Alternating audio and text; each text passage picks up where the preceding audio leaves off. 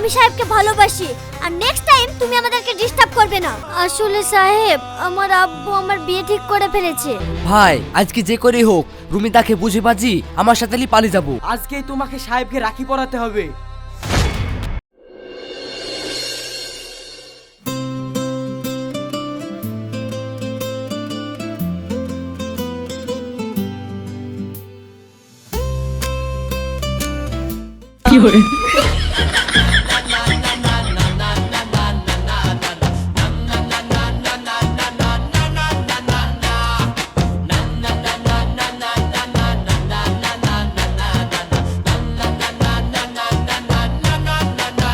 আমি ভিখারি, আমাকে কেউ ভিক্ষা দাও। আমি পাগলি, আমার বুদ্ধি শর্ট, আমি কোনোদিন দাঁত মাজিনি, শীতকালে আমি কোনোদিন স্নান করিনি। কলেজে সবাই আমাকে বিরক্ত করে, আর এখন তুমিও আমাকে বিরক্ত করা শুরু করে দিলে। আরে তুমি ভুল ভাবছো, আসলে এই কাগজগুলো তোমার পিঠে আটকানো ছিল, তাই আমি একটা একটা করে কাগজগুলো সরিয়ে দিচ্ছিলাম।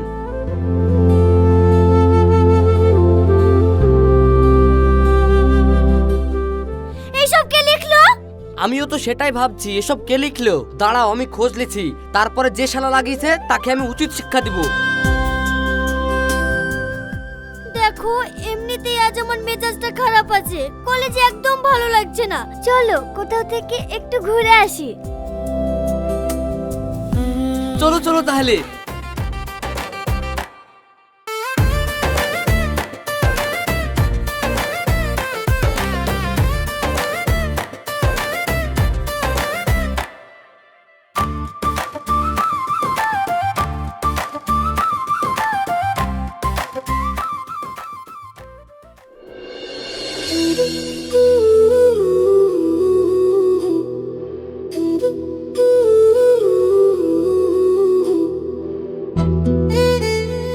রুমিতা মনে হয় আমাকে ভালোবাসে, তাই সে আমার সাথে কলেজ বাঙ্ক করে ঘুরতে আসলো। আর আমিও তো রুমিতাকে মনে মনে অনেক পছন্দ করি, তাহলে আমি রুমিতাকে আজকে প্রপোজটা করিয়ে দিই। সাহেব, তুমি কি ভাবছো? আসলে রুমিতা, আমি তোমাকে অনেক দিন ধরে একটা কথা বলবো বলবো ভাবছি, কিন্তু বলে উঠতে পারছি না। হ্যাঁ বলো। Rumita, I love you.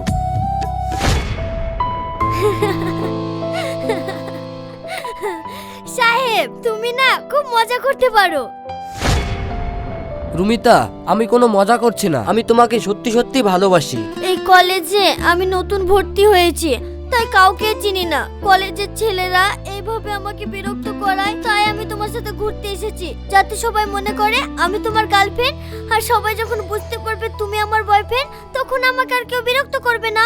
তাই আমি ঘুরতে এসেছি, আর আমি তোমাকে ভালো টালোবাসি না। নাও, খাবারটা খেয়ে নাও। ঠিক আছে।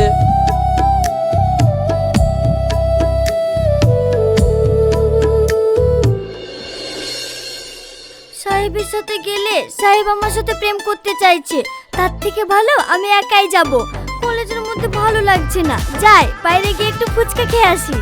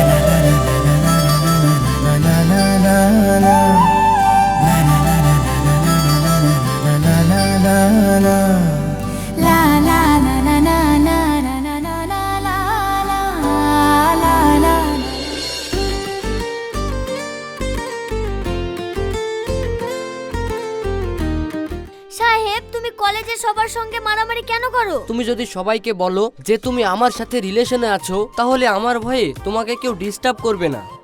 সাহেব, তুমি আমাকে কথা দাও, তুমি আর কখনো মারামারি করবে না। রুমিতা, আমি তোমাকে কথা দিলাম, আমি আর কখনো মারামারি করব না।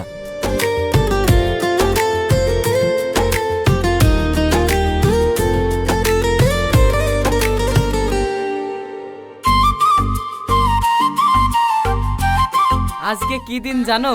আজকে আবার কি দিন? আজকে কলেজের প্রত্যেকটা মেয়ে ছেলেদেরকে রাখি বেঁধে সেলিব্রেট করছে। কিন্তু আজকে তো রাখি না। হ্যাঁ আমি জানি আজকে রাখি না, কিন্তু আজকেই তোমাকে সাহেবকে রাখি পরাতে হবে। এই সাহেব শান্ত হও। দেখো শুভ, তুমি আমাদের থেকে সিনিয়র, তাই আমি তোমাকে সম্মান করে চলি। তার মানে এই না যে তুমি যা বলবে তা আমাদেরকে শুনতে হবে। আমি সাহেবকে ভালোবাসি, আর নেক্সট টাইম তুমি আমাদেরকে ডিস্টার্ব করবে না।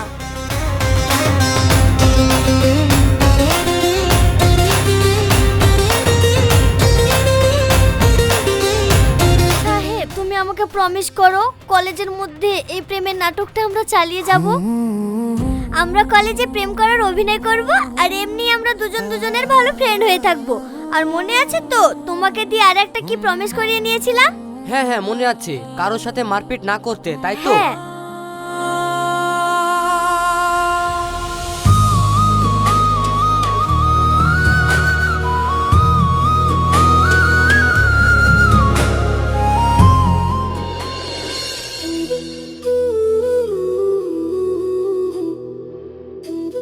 তুমি পড়াশোনা করো না কেন? আমি লক্ষ্য করেছি তোমার পড়াশোনার প্রতি 1% মনোযোগ নেই।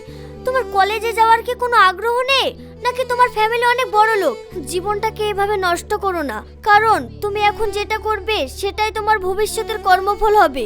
পড়ালেখা অনেক বোরিং একটা জিনিস, এটা করতে আমার একদম ভালো লাগে না। তাছাড়া তুমি একটা জিনিস দেখো, আমি 80 বছর বাঁচবো, তার মধ্যে যদি আমি 2-3 বছর সেই বোরিং জিনিসটা করে পার করিয়ে ফেলি, তাহলে কিভাবে হবে?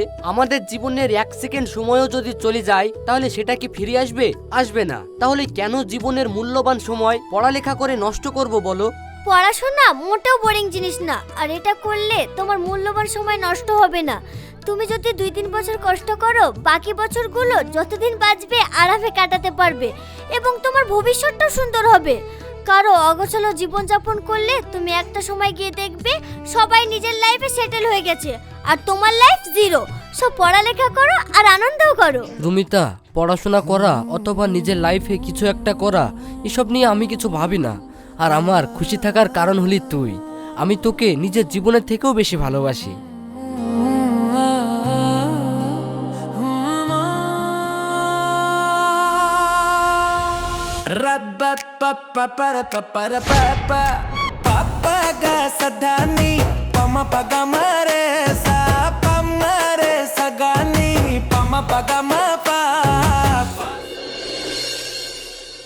সাহেব কাল থেকে আর আমাদের দেখা হবে না। দেখা হবে না মানে? রুমিতা, এসব তুমি কি বলছো? হ্যাঁ সাহেব, আসলে আমার আব্বা একজন মাতাল। সে রোজ মদ খেয়ে এসে আমাকে আমার মাকে মারধর করতো। তাই আমরা আমাদের গ্রাম ছেড়ে এই শহরে এসেছিলাম, কিন্তু আমার আব্বু এখানেও চলে এসেছে। তাই আমি আর আমার মা এই শহর ছেড়ে চলে যাচ্ছি। দেখো রুমিতা, তুমি আর তোমার মা যেখানেই যাও না কেন, তোমার আব্বা তোমাদের ঠিক খুঁজে ফেলবে। তাই এরকম ভাবে পালিয়ে পালিয়ে না বেরিয়ে এই সমস্যার সমাধান করতে হবে। দরকার হলে তুমি থানায় কেস করো, দিয়ে তোমার মার সাথে তোমার আব্বার ডিভোর্স করিয়ে নাও। তুমি তোমার আব্বার সাথে থাকবা না, তাহলেই তো হয়ে যাবে। রুমিতা, এরকম ভাবে মন খারাপ করে থাকো না। চলো আমি তোমাকে একটা জায়গায় ঘুরতে নিয়ে যাই।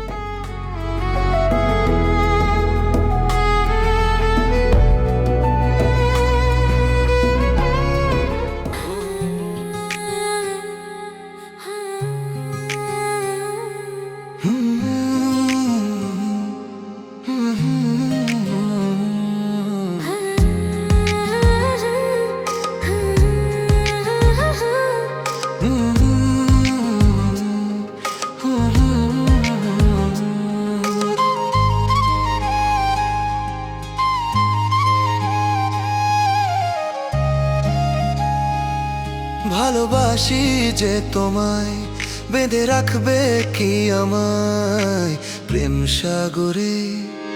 ভালোবাসি যে তোমায়, বেঁধে রাখবে কি আমায় প্রেম সাগরে।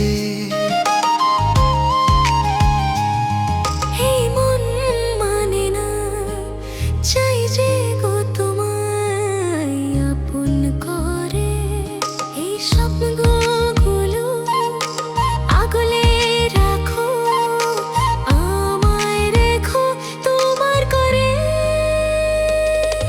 আমি যে তোমারই, ওগো আমি তোমারই, শুধু যে তোমারই, আমি শুধু যে তোমারই।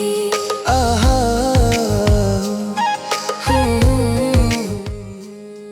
রুমিতা, তুমি আমাকে বিয়ে করবে? আমি তোমাকে অনেক ভালো রাখবো। সাহেব, তোমাকে আমি সব সময় একটা ভালো বন্ধুর চোখে দেখেছি।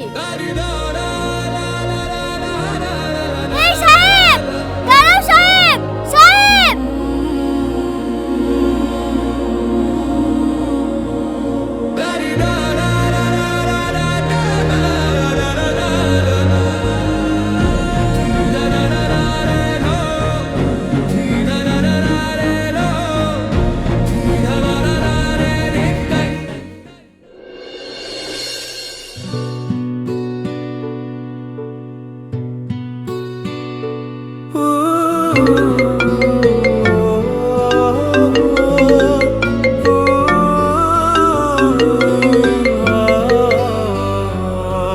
সাহেব, কেমন আছো তুমি? আমি ভালো আছি, তুমি কেমন আছো? আমিও ভালো আছি। তা এতদিন পর আমার কথা মনে পড়লো? আসলে সাহেব, আমার আব্বু আমার বিয়ে ঠিক করে ফেলেছে। কংগ্রাচুলেশন রুমিতা। আচ্ছা রুমিতা, তোমার সাথে যে ছেলেটার বিয়ে হবে সে কি করে? আসলে আমার হবু বর একজন ইন্ডিয়ান আর্মি। আমি তোমার জন্য আল্লাহর কাছে অনেক দোয়া করব যে তুমি সারা জীবন সুখী থেকো। বিয়েতে আমাকে ইনভিটেশন দিতে ভুলো না কিন্তু। না না, তোমাকে ইনভিটেশন দেওয়ার কথা আমি কি করে ভুলতে পারি? তুমি তো আমার কাছের বন্ধু।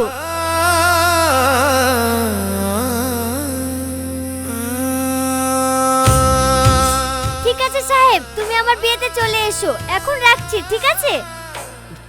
ঠিক আছে রুমিতা, আমি ঠিক সময় তোমার বিয়েতে পৌঁছে যাব, তুমি কোনো চিন্তা করো না। ঠিক আছে, তাহলে রাখছি, বাই।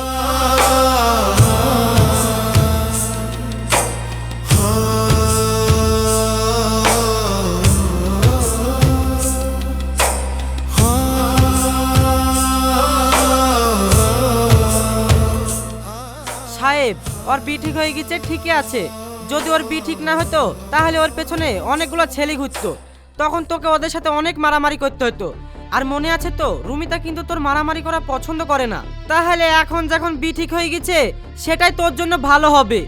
আর তোর সামনে মাত্র একটাই কাটা আছে, সেটা উপরে ফেলে দিয়ে রুমিতার সাথে তুই সুখে থাকতে পারবি। তাহলে তুই এক কাজ কর, রুমিতার বয়ফ্রেন্ডের পেছনে লেগে পড়। মুশারফ, তুই যখন বলছিস তাহলে একটা শেষ চেষ্টা করি দেখি।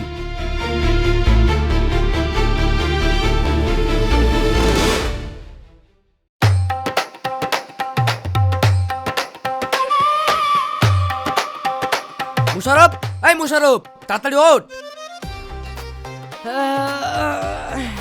কি হলো সাহেব, এত সকাল সকাল রাখছিস যে? আরে ভুলে গেলি নাকি আজকে রুমিতার বিয়ে, আমাদেরকে বিয়েতে যেতে হবে না? সাহেব, আমি তো ভুলেই গেছিলাম রে। ভুলে যখন গেছিলি এখন মনে পড়ে গেছে তো তাড়াতাড়ি চল। কিন্তু ভাই, আমার বিতে যাওয়ার মতো কোনো ভালো জামা প্যান্ট নাই। ও বি কর লাগা, যাবো না। আর তুই চিন্তা করিস নে, তুই একটা ভালো মেয়ে দেখে বি করে নিবি। তুই চল আমার সঙ্গে, বিয়েতে পরার জন্য আমি তোকে ভালো জামা প্যান্ট কিনে দিব। তুই যখন ভালো জামা প্যান্ট কিনে দেবো বলছিস তাহলে চ।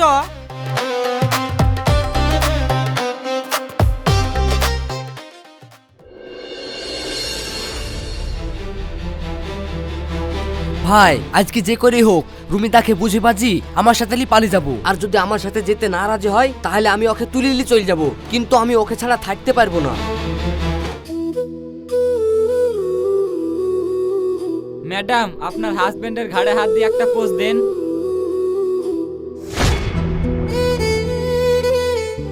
স্যার, আপনি এই গোলাপ ফুলটা হাতে নিয়ে আপনার বউকে প্রপোজ করুন। রুমিতা, তুমি অনেক খুশি আছো।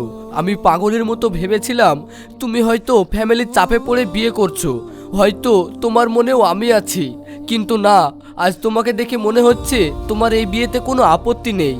আমার ভালোবাসাটা আসলে আমার ছিল, তোমার সেখানে কোনো জায়গা ছিল না। তুমি হাসছো এটাই অনেক, কিন্তু তোমার এই হাসি দেখে বুকের ভিতরটা যে এভাবে দুমড়ে মুচড়ে যাবে সেটা ভাবিনি।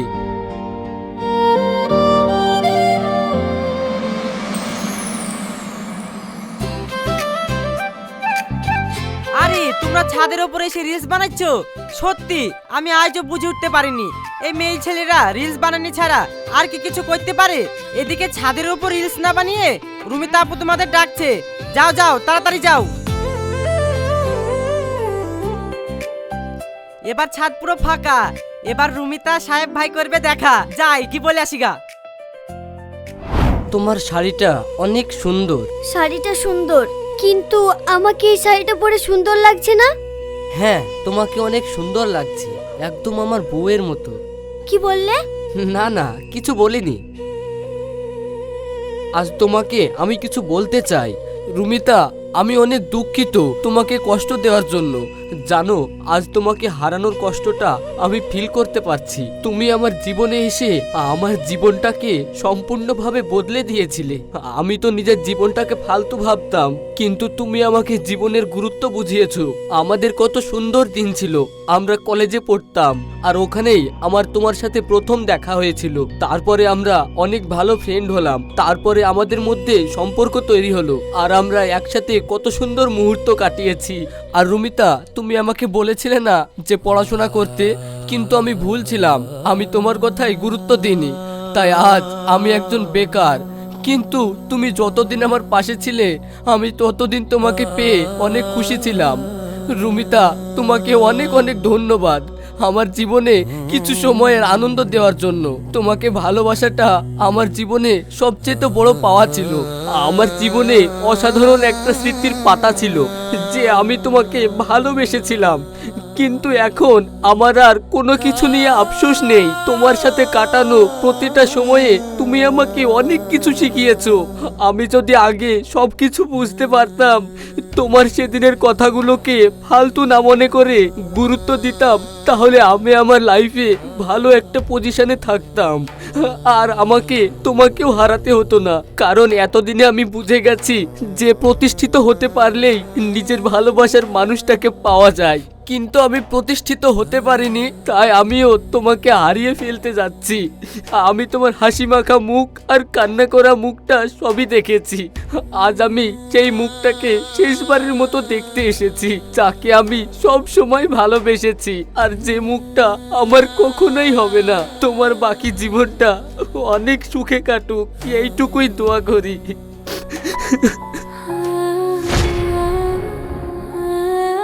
আমি যখন কলেজে গিয়েছিলাম, তখন আমি তোমাকে কিছু কথা বলতে চেয়েছিলাম। কি? আমি যখন কলেজে একা ছিলাম, তখন তুমি আমার কলেজের সবচেয়ে ভালো বন্ধু ছিলাম।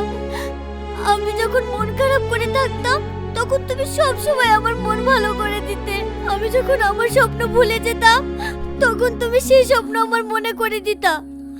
আমি যখন বিপদে পড়তাম, তখন তুমি আমাকে সব সময় সাহায্য করতে। আমি যখন ভুল পথে চলেছি, তুমি আমাকে ঠিক পথে এনেছো। এর জন্য তোমাকে অনেক অনেক থ্যাঙ্কস, আর আমাকে ক্ষমা করে দিও। আমি আমার ফ্যামিলির বিরুদ্ধে যেতে পারবো না।